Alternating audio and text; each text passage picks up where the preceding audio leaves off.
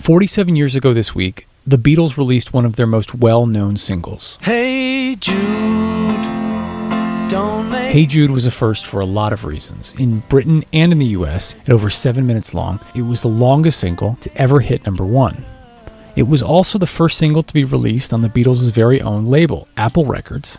But you might not have known, I'll warn you, once you hear the first number one song to ever have hit an F-bomb.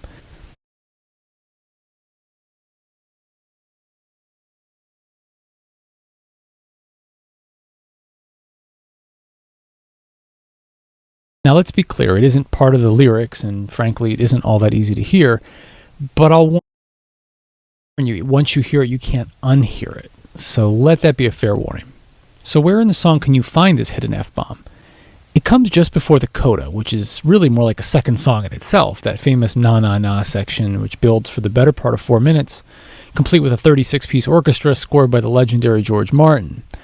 So let's see if you can hear it. If you're listening on a mobile device or a slow internet connection, the quality might not even be good enough for you to catch it. This will work better if you're wearing headphones too.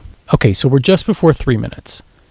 Pay attention closely in the center channel. That is, you'll hear it coming from both speakers or earbuds in what feels to be in front of you. It's not the main vocal track, but rather a voice that's clearly seeping through one of the backing tracks. And I'll explain more behind the theories of who said it later on. So here it is, coming up at around 2 minutes and 58 seconds. Let's see if you catch it.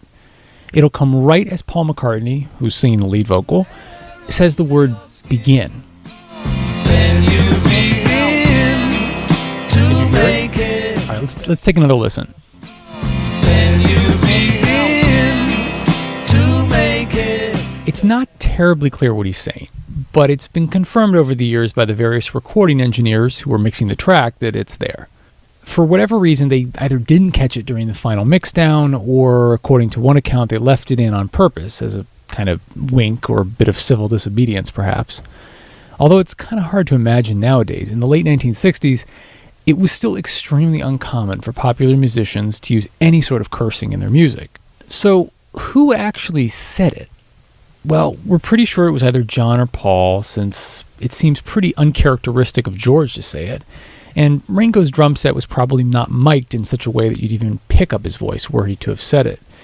So it's either Paul or John. Interestingly enough, John Lennon actually thought it was Paul, who, according to John, had hit a wrong note in the piano. Others, such as Malcolm Toft, the recording engineer at Trident Studios, where the track was being recorded, claimed it was John, who apparently was startled by the volume being too loud in his headphones during an overdubbing of his harmony track. But I'm not sure, honestly. It really sounds like it could be either of